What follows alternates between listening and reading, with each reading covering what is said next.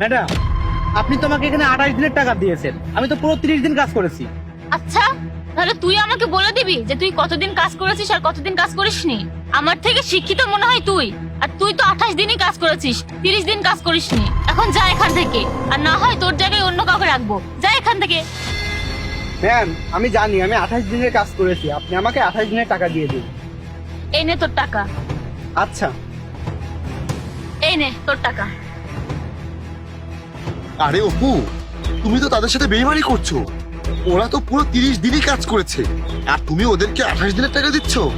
একটু ভেবে দেখো, ওরা দিন মজুর, ওরা অনেক কষ্ট করে কামাই করে দিন এনে দিন খায়, আর তুমি ওদের টাকা কেটে নিচ্ছ।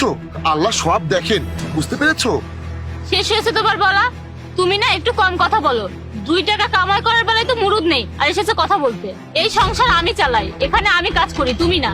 ওরা দিন মজুর, ওসব লোক না খুব চালাক হয় আর কাজেও ফাঁকি দেয়। তুমি ওদের ব্যাপারে কম ভাবো। তুমি কি জানো ওরা কতটুকু কাজ করে? 8 ঘন্টার কাজ ওরা 5 ঘন্টা করে করে। জানে না কিছু, শুধু বলতেই পারে। এসব ফালতু কথা নিজের কাছে রাখো। এখন যাও এখান থেকে। বেইমানের টাকায় খাবার খাওয়া ভালো না। জানি না লোকগুলো কি ভাববে।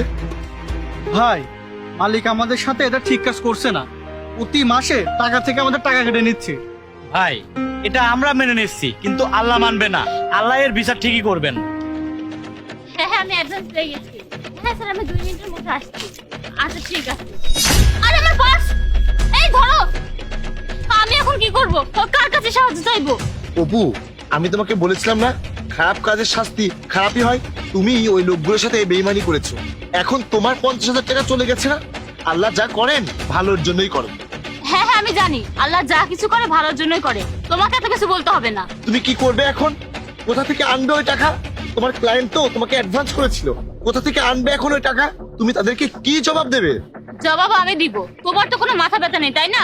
যদি থাকে তাহলে আমার টাকাগুলো এনে দাও। শুধু ফালতু কথাই বলতে যাই। আমার মুখের দিকে কি দেখছো? গিয়ে দরজাটা খোলো, দেখো কে বাইরে দাঁড়িয়ে আছে। যাচ্ছি। আরে তুহিন, তুমি?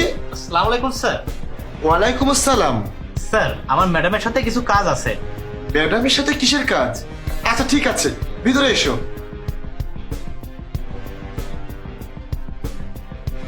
আসসালামু আলাইকুম ম্যাডাম। ওয়ালাইকুম আসসালাম। তুহিন, তুমি আমার ঘরে কেন? আর ওখানে কাজ ঠিক মতো চলছে তো? জি ম্যাডাম, চলছে। ম্যাডাম, আমি আপনাকে কিছু দেওয়ার জন্য এসেছি। কি দেওয়ার জন্য এসেছো? ম্যাডাম, এই যে আপনার ব্যাগ, এটা আপনারই তো, তাই না? তুহিন, তোমার কাছে এটা কিভাবে আসলো? আসলে ম্যাডাম, রাস্তার পাশে এক চোরকে দেখলাম বসে টাকা গুনছে এই ব্যাগ থেকে। আর এই ব্যাগটা দেখে আমি ভাবলাম এটা আপনারই ব্যাগ। আর তখনই আমি তাকে ধরেছি আর বলেছি এটা আমার ম্যাডামের ব্যাগ, দিয়ে দে, আর না হলে তোকে আমি পুলিশে ধরিয়ে দেবো। তখন চোরটি এই ব্যাগ আমার হাতে দিয়ে পালিয়ে গেছে। ধন্যবাদ তুহিন তোমাকে। তুমি জানো না এর মধ্যে পুরো 50,000 টাকা আছে। আমি তো অনেক চিন্তায় পড়ে গিয়েছিলাম। তোমাকে অনেক অনেক শুক্রিয়া। শুক্রিয়ার কি আছে ম্যাডাম? সারাদিন যখন আপনি আমাদের সঙ্গে কাজে থাকেন তখন আমি আপনার ব্যাগটি দেখেছিলাম আর দেখেই চিনেছিলাম, আর চোরের হাত থেকে এটা আমি রক্ষা করেছি। ম্যাডাম, আপনি কি বলছেন? এর মধ্যে 50,000 টাকা আছে? আমি তো এটা খুলেও দেখিনি। এই ধরেন, দেখেন এর মধ্যে ঠিক আছে কিনা টাকা। কি হয়েছে অপু? ব্যাগে পুরো টাকা নেই? হ্যাঁ, পুরো টাকাই আছে। তুহিন, তোমাকে অনেক অনেক ধন্যবাদ। আমি বুঝতে পারছি না তোমার এই ঋণ আমি কিভাবে শোধ করব। আরে না না, এটা কেমন কথা বলছেন ম্যাডাম? আমাদের মতো মানুষদের সকালে 4টা রুটি পেলেই আমরা খুশি। আল্লাহর দয়া আমাদের উপর সবসময়ই আছে, আর কষ্টের কি আছে? আপনার সব টাকা উদ্ধার করতে পেরেছি, এর চেয়ে খুশি আর কি হতে পারে? দেখেছো অপু, একজন সামান্য দিন মজুরের ইমান কতটা শক্ত। ওরা গরিব হতে পারে, কিন্তু ওদের ইমানদারিত্ব অনেক মজবুত। অপু, এবার আমি তোমাকে বলছি, তুমি মজুরদের যত টাকা এ পর্যন্ত কেটে নিয়েছো, ওদের টাকা ওদেরকে ফিরিয়ে দাও। আল্লাহ সবকিছু দেখছেন। তুমি ঠিকই বলেছো জাহিদ। যখন থেকে আমার টাকা চুরি হয়েছে তখন থেকে আমি ভাবছি যে আমি ওদের সাথে বেইমানি করেছি, শ্রমিকদের কত টাকা মেরেছি। তুমি ঠিকই বলেছো জাহিদ, আল্লাহ সব দেখছেন। খারাপ কাজের প্রতিদান খারাপই হয়। ঠিক আছে ম্যাডাম, আপনারা তাহলে কথা বলেন, আমি এখন আসছি। তুহিন। জি ম্যাডাম, বলেন।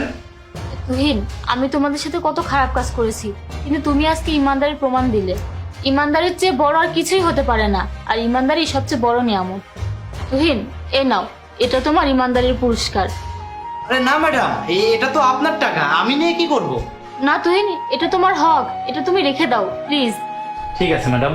আর হ্যাঁ, আমি তোমাকে ওয়াদা করছি আজকের পর থেকে আমি আর কোনো শ্রমিকের সাথে বেমানি করব না। ম্যাডাম এসব তো আমার জানাই নাই, তবে যা হয় ভালোর জন্যই হয়। আজকে থেকে ভালো কাজ করবেন ম্যাডাম। আমি আসছি। আসসালামু আলাইকুম।